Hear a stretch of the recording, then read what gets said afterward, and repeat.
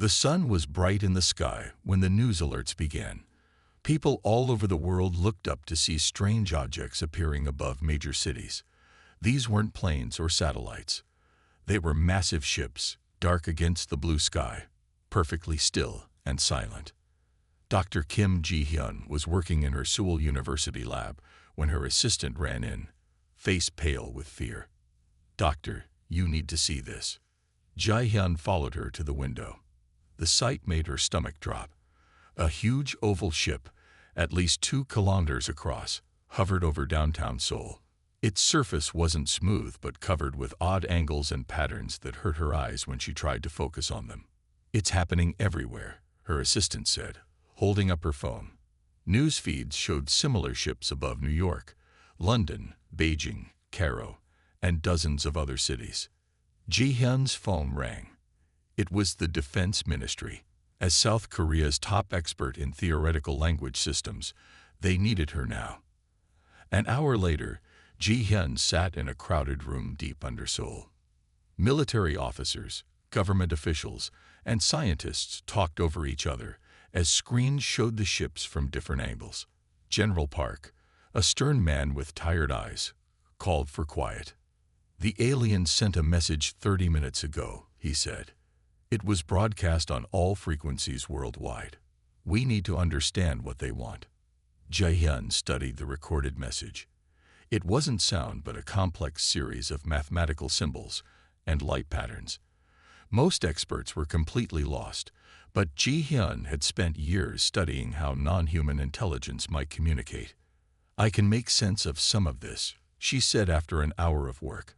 She slid her tablet across the table to General Park. "They call themselves the Koreani. This section here is clearly stating ownership or intention to own. They see Earth as a resource to be claimed, like a new colony." The room fell silent. "You're certain?" asked the general. Ji-hyun nodded. "They've given us a deadline. 48 hours to accept their control, or they will take the planet by force." Across the Pacific Ocean, in California, physicist Lee Dae-ho was having a very different experience with the aliens. Dae-ho worked at a radio astronomy center, where they had been tracking the ships since they first appeared in the outer solar system 3 days ago. "These readings don't make sense," he told his team, pointing at their instruments. "The energy signature from the ships keeps fluctuating. It's as if they're having trouble maintaining their systems in our environment." His colleague shook her head. "Maybe it's just their technology is so advanced we can't understand it." "No," Dae-ho insisted. "Look at this pattern. It shows stress in their power systems. Whatever they use for energy doesn't work well here." The team worked through the night, collecting more data as smaller scout ships began to drop from the main vessels. These smaller ships entered Earth's atmosphere, causing brilliant light shows as they descended. Dae-ho noticed something important. The scout ships seemed to struggle more as they got closer to Earth's surface. His instruments showed them making constant adjustments. Some even returned to the motherships after brief descents. He reached for his phone. Ji-hyun was an old friend from university days, and he knew she would be involved in the response team. They had kept in touch over the years, sharing research and ideas. "Ji-hyun, it's Dae-ho. I'm seeing something strange about these ships. Their energy emissions show they're struggling with our environment. I think there's something about Earth that they find difficult." Meanwhile, in Seoul, the emergency response center was chaos. Military leaders argued about how to respond to the ultimatum. Some wanted to attack immediately. Others warned that it would be suicide against such advanced technology. Ji-hyun tried to focus on her work, analyzing more of the alien message. The mathematical patterns were unlike anything humans had created, yet they followed rules she could begin to understand. "They're very rigid thinkers," she told General Park. "Their language has no room for ambiguity or multiple meanings. Everything follows strict patterns." "Can we negotiate with them?" the general asked. "I'm trying to form a response now," Ji-hyun said. "But I'm not sure they think the way we do. Their message treats us like resources, not equals." Her phone rang. Seeing Dae-ho's name, she stepped away to answer. His news about the energy readings gave her hope. If the aliens were having trouble with Earth's environment, maybe humans had an advantage. Before she could fully process this information or tell the general, alarms blared through the complex. On the main screen, the big Coriani ships were opening up, revealing countless smaller craft inside. The ultimatum expires in 10 minutes, an officer announced. They're preparing for attack. Ji-hyun rushed back to her station. We need more time. I almost have a communication method worked out. It's too late, General Park said. Mobilize all defense forces, he ordered his staff, and get the president to the secure facility. Ji-hyun watched in horror as the countdown reached 0. The Coriani message ended abruptly. Across all screens, tiny ships poured from the mother vessels, like insects from a disturbed nest. They're targeting military bases, power plants, and government buildings, someone reported. Thousands of ships, all over the world. Ji-hyun's phone buzzed with a text from Daho. The smaller ships show even more environmental stress. There's something about Earth they can't handle. Keep working on this. It might be our only chance. As chaos erupted around her, Ji-hyun made a decision. She downloaded all her analysis and Daho's data onto her tablet. If there was a weakness to these aliens, she would find it. But first, she needed to survive. Outside, the sky darkened as thousands of Coriani craft descended toward Earth. The invasion had begun, but maybe, just maybe, the invaders had a fatal flaw that humans could exploit. 3 months had passed since the Coriani ships first appeared in Earth's skies. The world was different now. Many cities lay partly destroyed. The aliens controlled most major governments, but humans still fought back. Ji-hyun had not seen the sun in weeks. She lived and worked in an underground bunker 20 meters below what used to be a small university campus near Seoul. The space was crowded with computers, makeshift labs, and tired people working around the clock. "Any progress today?" asked Colonel Choi Ta-woo as he entered the science section. The colonel was in his 40s with a strong build and a new scar across his left cheek. Before the invasion, he had commanded an elite military unit. Now he led what remained of South Korea's fighting forces. Ji-hyun rubbed her tired eyes. "I'm still studying their communication patterns. Something is changing in how they talk to each other." The underground complex served as both a military base and research center. Hundreds of resistance fighters lived here, going out on missions to gather information and sometimes attack Coriani positions.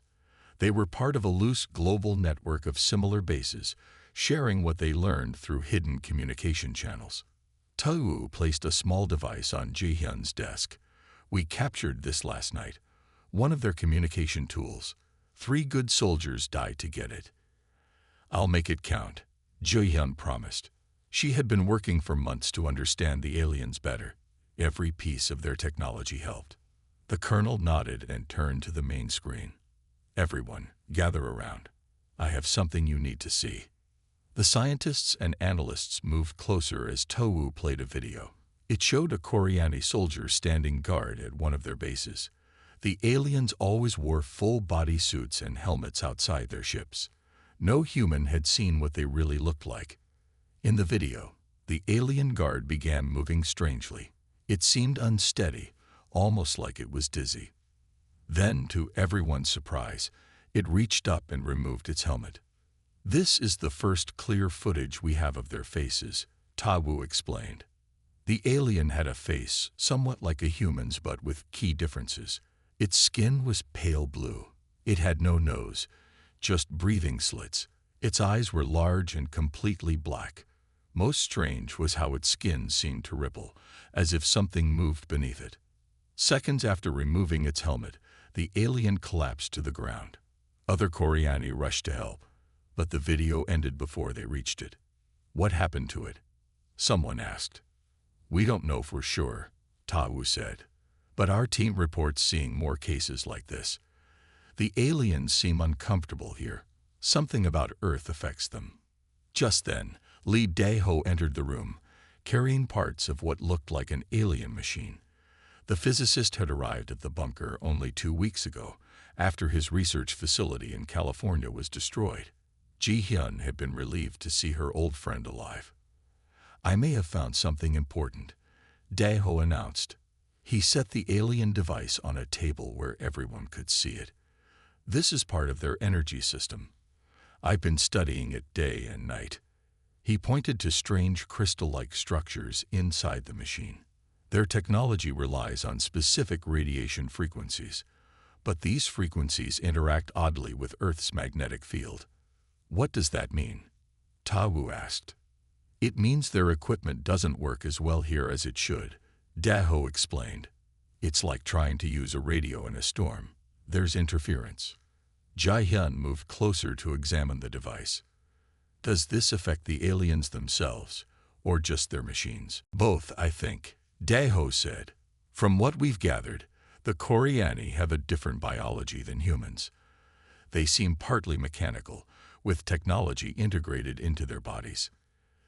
This matched what Ji-hyun had been seeing in their communication patterns. She turned to her computer and pulled up charts showing alien message frequency over the past weeks. "Look at this," she said. "Their communication is becoming erratic. More errors, strange pauses, repeated messages, and the most interesting part, their commanders are disappearing." "Disappearing?" Ta-woo asked. "You mean they're dying?" "I'm not sure," Ji-hyun admitted, "but higher-ranking Koreani who were sending regular orders have stopped. Others seem confused about who's in charge. It's like their chain of command is breaking down." The room grew quiet as everyone considered what this might mean. "So Earth itself is fighting back?" one of the younger scientists asked. "Not exactly," Dae-ho said, "but something about our planet is harmful to them. They clearly didn't expect this when they came to conquer us." Ta-woo's radio crackled. After a brief conversation, he turned back to the group with excitement in his eyes. "Reports are coming in from other resistance cells worldwide. The Koreani have abandoned 3 bases in the last 24 hours, just left their equipment, and disappeared." Hope spread through the room. After months of losses, this was the first real good news. "We need to understand exactly what's happening to them," Ji-hyun said. "If Earth affects them negatively, we might be able to use that." That night, while most of the bunker slept, Ji-hyun and Dae-ho worked side by side, analyzing data from around the world. "Their ships arrived 3 months ago," Ji-hyun said, "but problems in their behavior only started showing up recently." "Why?" Dae-ho thought for a moment. "Maybe it's a cumulative effect. The longer they stay, the worse it gets for them." Ji-hyun studied the communication device the resistance had captured. "What if it's not just Earth's magnetic field affecting them? What if it's us? Humans?" Dae-ho asked, confused. "Yes. Look at the Koreani language patterns. They're extremely mathematical, precise. No room for multiple meanings or emotions, but human communication is full of ambiguity, feelings, creativity." Dae-ho's eyes widened. "And if they have technology integrated with their biology, then maybe human thought patterns create noise in their systems," Ji-hyun finished, "like static on a radio." They worked through the night, testing this theory against the data they had. By morning, they had enough evidence to take to Colonel Ta-woo. "We think we found their weakness," Ji-hyun explained to the colonel. "The Koreani are struggling because Earth's electromagnetic field and human brain activity create interference in their systems. Can we use this against them?" Ta-woo asked, always focused on the practical. "Maybe," Dae-ho said, "if we could amplify the effect somehow." A soldier rushed into the room. "Colonel, the main Koreani base outside Seoul is showing unusual activity. Their ships are powering up." Everyone hurried to the monitoring station. The screen showed Koreani vessels rising into the air. "Are they leaving?" someone asked. "Or preparing to attack?" another worried. Ji-hyun watched the ships with mixed feelings of hope and fear. Something about Earth was affecting the invaders, and humanity needed to understand what before it was too late. 6 months had passed since the Koreani invasion began. The underground resistance base had grown. New sections had been dug out. More people had joined. Equipment taken from abandoned alien sites filled the labs. Ji-hyun had not slept properly in days. She sat surrounded by screens showing data from Koreani communication patterns. Her eyes were red, but they shone with excitement. "I need to speak with Colonel Ta-woo immediately," she told her assistant. "And get Daeho here too." An hour later, the resistance leadership gathered in the main meeting room. Maps on the walls showed Koreani positions worldwide. Red marks showed where aliens still controlled territory. Blue marks showed where they had strangely abandoned their posts.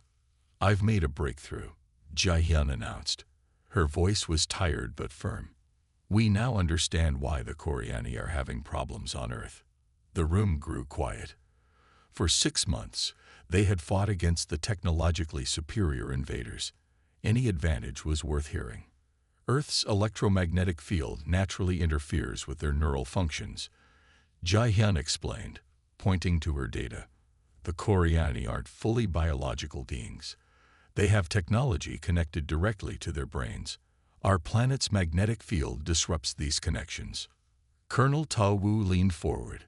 "That explains why their equipment fails more often than it should." "Yes, but there's more," Ji-hyun continued.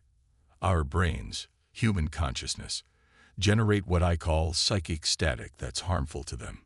Some people looked confused.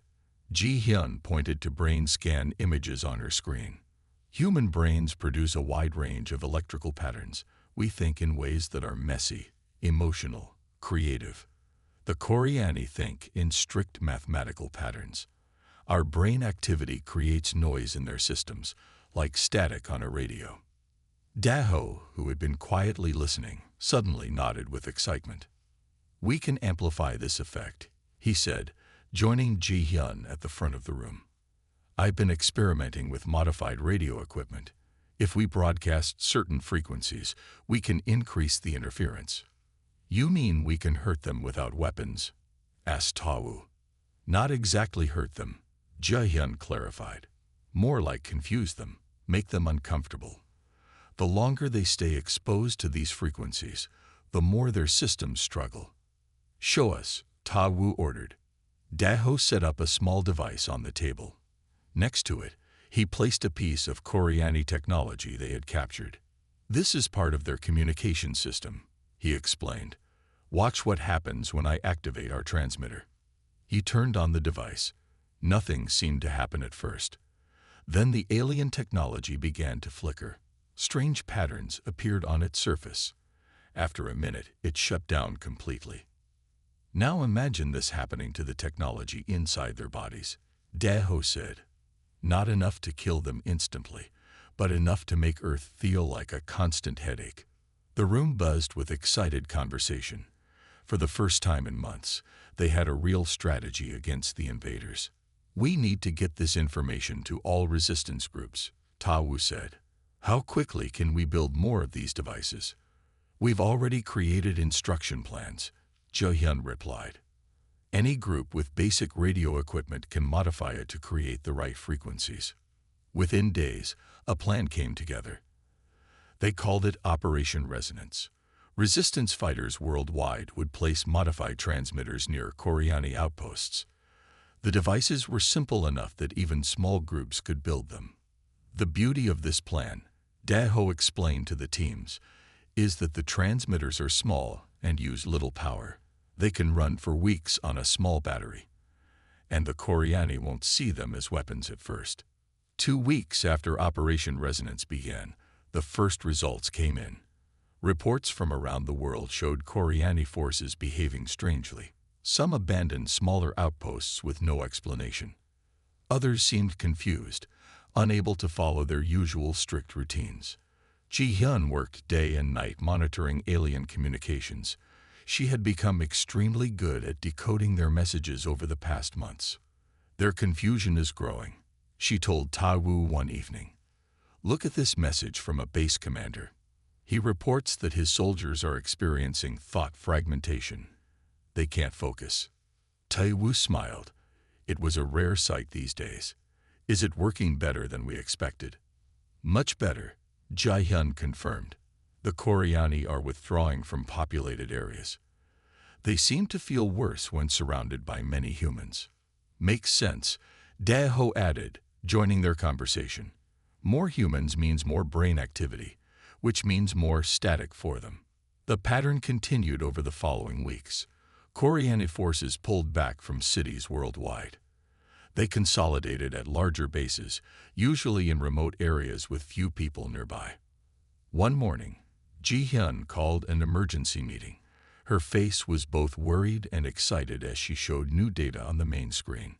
Their higher command is arriving to investigate, she told Ta-woo and the others. I've intercepted messages about a special ship entering Earth's orbit. They can't understand why Earth is resisting so effectively. Is this good or bad news? Someone asked. Both, Ji-hyun replied. It means our strategy is working so well they're concerned. But it also means they'll send their best minds to solve the problem. Daeho had been quiet, studying his own data. He looked up with a strange expression. I've discovered something even more promising, he said. Earth's magnetic field isn't just interfering with their systems. It's slowly altering their neural pathways. He showed a comparison of Koreani brain scans. The first was from an alien soldier captured early in the invasion. The second was from one captured just a week ago. The patterns are different, Ji-hyun noticed immediately. Yes, Daeho confirmed. The longer they stay, the more their brains adapt to our environment, but not in a way that helps them. It's making them more vulnerable to our transmitters. So time is on our side, Ta-woo said thoughtfully. The longer they stay on Earth, the weaker they become, Daeho finished. Outside the bunker, the world still suffered under alien occupation. But for the first time, humanity had found a real advantage. The Earth itself, and the unique way human minds worked, was their strongest weapon. That night, as Ji-hyun finally allowed herself a few hours of sleep, she dreamed of empty alien bases and a world returning to human control. When she woke, she immediately went back to work. They had found the pattern to defeat the Koreani. Now they had to use it before the aliens found a way to adapt. 9 months had passed since the Koreani ships first darkened Earth's skies. For the people hiding in underground bunkers and forest camps, it felt like years. But something was changing. Ji-hyun stood in the command center of the main resistance base. The room was buzzing with activity as reports came in from around the world.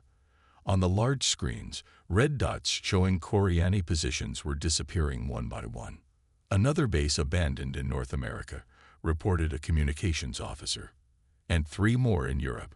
They left all their equipment behind. Colonel Ta-woo entered the room, his face showing cautious hope. What's happening out there? Ji-hyun turned to him, her tired eyes bright with excitement.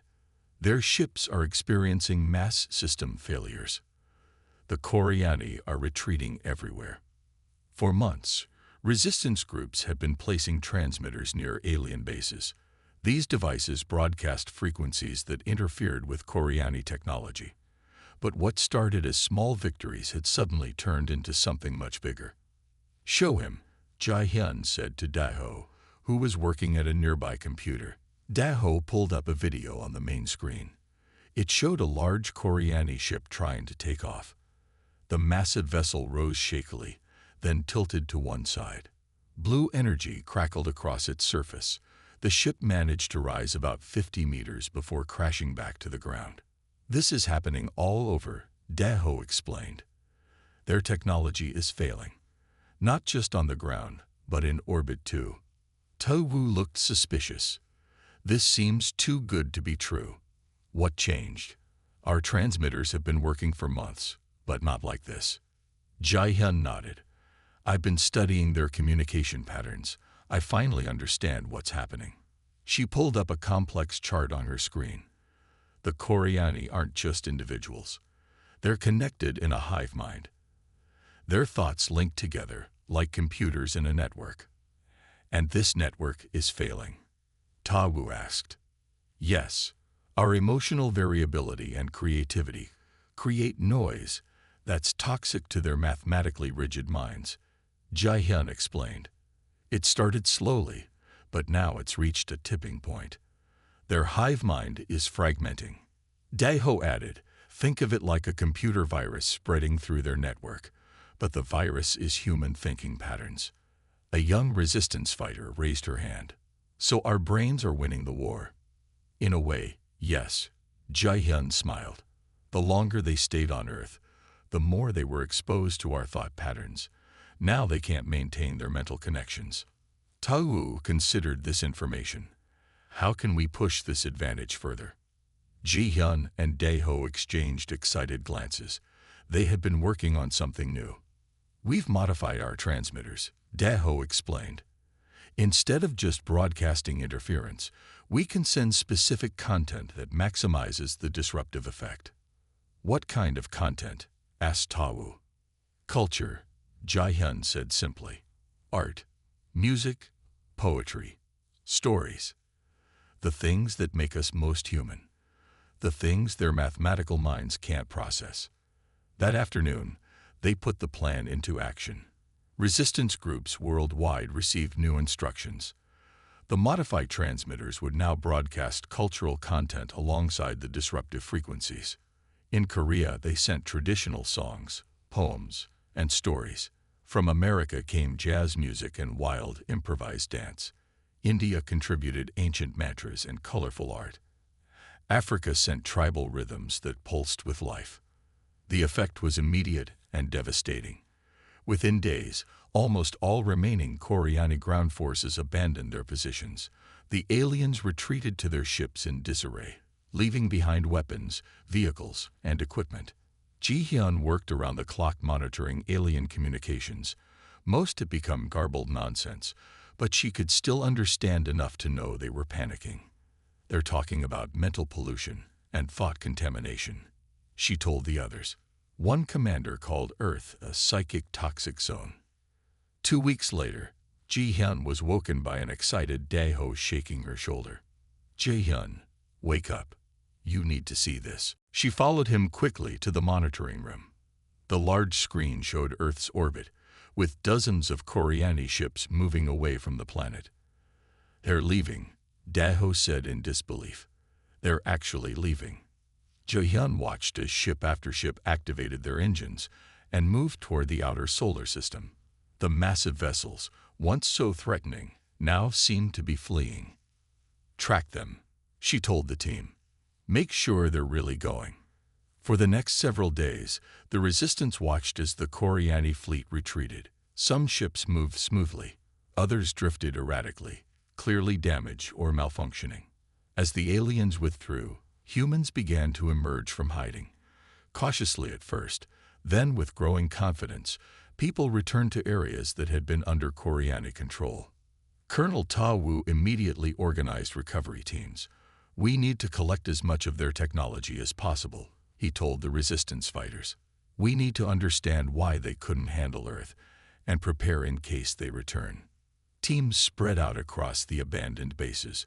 They found Koreani weapons, vehicles, and strange devices whose purpose they couldn't guess. Most importantly, they found data storage units that might contain valuable information. A week later, Ji-hyun was examining an alien communication device when a young Resistance member ran into the lab. Dr. Kim, you need to come outside. What is it? She asked, not looking up from her work. People are celebrating in the streets, and the sun is shining again. Jae-hyun realized she hadn't been outside in days. She followed the young woman up the stairs and through the hidden entrance of the bunker. The sight took her breath away. The sky was clear blue, without the shadow of alien ships for the first time in 9 months. People filled the streets of the small town near their base. Some were dancing. Others were crying with relief. Many were simply looking up at the open sky. Daeho joined her, smiling widely. Hard to believe, isn't it? We did it, Jae-hyun said softly. Humanity survived. In the distance, a recovery team returned with trucks full of alien technology. Colonel Tawu directed them toward the research building. The work isn't over, he reminded Ji-hyun and Da-ho as he passed. We need to understand why they couldn't handle Earth and prepare in case they return. Ji-hyun nodded, but allowed herself a moment to enjoy the sunshine and clear sky. 9 months ago, an alien force with vastly superior technology had come to conquer Earth. Now they were running away, defeated not by human weapons, but by human minds. The Koreani had not expected that the very things that made humans seem weak, emotions, creativity, diversity of thought, would be their strongest defense. As Ji-hyun watched people celebrating their freedom, she wondered what other secrets about humanity they might discover as they studied the abandoned alien technology. 1 year had passed since the day alien ships first appeared in Earth's skies. The world had changed forever. Cities were being rebuilt. People were returning to normal life. But nothing would ever be quite the same again. In a special room deep under a mountain, Ji-hyun watched the last blip disappear from the screen. She had been tracking the remaining Koreani ships for months as they moved farther and farther from Earth. Now the last vessel had gone beyond the range of even their best sensors. They're gone, she said quietly. Really gone.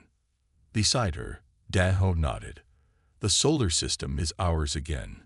The room was part of the New Earth Defense Initiative headquarters. After the Koreani retreat, the nations of Earth had come together in ways no one thought possible. Old enemies now worked side by side. The invasion had shown humanity a simple truth. Their differences seemed small compared to the differences between them and alien life. The Secretary General called again. Da-ho told Ji-hyun as they walked through the busy hallways. The UN Assembly wants us to present our findings next week. Ji-hyun sighed. I'm still not used to talking to world leaders. You'd better get used to it. Da-ho smiled. You're the hero who figured out how to defeat the aliens. Ji-hyun shook her head. We all did it together. The Earth Defense Initiative had grown quickly. Scientists from every nation worked in the facility, studying the technology the Koreani had left behind. They had made amazing progress in understanding the alien devices. Some of their discoveries were already helping to rebuild damaged cities and improve human technology. A week later, Ji-hyun stood before the United Nations Assembly. The large room was filled with leaders from every country. Cameras broadcast her words to the entire world. The Koreani neural structure requires absolute order, she explained, showing brain scans on the large screen behind her. Their minds work like perfect machines, with every thought following exact patterns. The room was completely silent as she continued. Human consciousness generates patterns they find chaotic and intolerable. Our diversity of thought was our strongest weapon. When we think, our brains create electrical patterns that seemed like noise to the Koreani. The more humans near them, the worse this effect became. A leader from Africa raised his hand. So they were defeated by our thoughts, not our weapons. Exactly, Ji-hyun nodded. The transmitters we used simply amplified what was already happening naturally. When we added human culture, music, stories, art, the effect became too much for them to handle. And you believe they won't return? Asked another leader. Da-ho stepped forward to answer. We've been studying their star maps and communication records. The Koreani have marked Earth as dangerous in their navigation systems. Last month, our long-range probes detected distant warning beacons they left behind. These beacons designate Earth as psychically toxic to their kind. The assembly broke into excited conversation. Some leaders looked relieved. Others still seemed worried. But what about other aliens? Someone finally asked. The Koreani couldn't handle our minds, but others might not have the same weakness. Ji-hyun nodded. That's why our work continues. We're preparing for potential contact with other galactic civilizations. The Koreani technology has given us new ways to scan deep space. We now know there are other intelligent species out there. And we're developing defenses, Da-ho added, using what we learned from the invasion. After the presentation, World leaders voted to increase funding for the Earth Defense Initiative. The facility would expand. New research centers would open around the world. Humanity was united in its determination to be ready if aliens ever returned. 3 months later, Ji-hyun stood on the roof of the new research center. The old underground bunkers had been replaced by a modern facility built on a mountainside.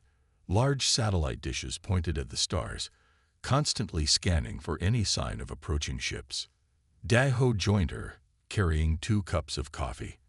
The sun was setting, painting the sky in beautiful colors. "I found something interesting in the Koreani records today," he said, handing her a cup. "What is it?" Ji-hyun asked, grateful for the warm drink in the cool evening air. "They've encountered other species before us. Some they conquered easily. Others fought back with advanced weapons. But we're the only ones who defeated them without firing a shot. They had no defense against human minds." Ji-hyun smiled. That's why they ran so fast when they finally understood what was happening. They had never seen anything like us before. Below them, the research center was busy with activity. Scientists studied alien technology. Engineers built new defensive systems. Communication experts listened for signals from deep space. "I've been thinking," Dae-ho said after a while. "Maybe we should send a message to the stars." "What kind of message?" "One that shows who we really are. Not just our science or technology, but our art, our music, our stories. The things that make us human." Ji-hyun considered this. Would that attract more aliens? Maybe, Dae-ho admitted, but any species that appreciates those things might be friends rather than invaders. They watched as the last light of the sun disappeared behind distant mountains. Stars began to appear in the darkening sky. "They came to conquer us with technology," Dae-ho said, "but left defeated by our humanity." Ji-hyun nodded. "Perhaps that's the message we should send to the stars." Inside the facility, a new project was already beginning. Scientists were collecting the greatest achievements of human culture, music from every tradition, art from every period, stories from every society. These would be translated into mathematical language and broadcast to nearby star systems. It would be humanity's first intentional message to the cosmos. Not a call for help, not a warning, but an invitation to know who they truly were. A species of dreamers, thinkers, artists, and explorers whose minds were their greatest strength. As night fell completely, Ji-hyun and Dae-ho returned to their work. The Koreani were gone, but the stars were full of unknown possibilities. Humanity would face whatever came next together, armed with the knowledge that their unique minds were their greatest defense and their greatest gift to the universe. The end.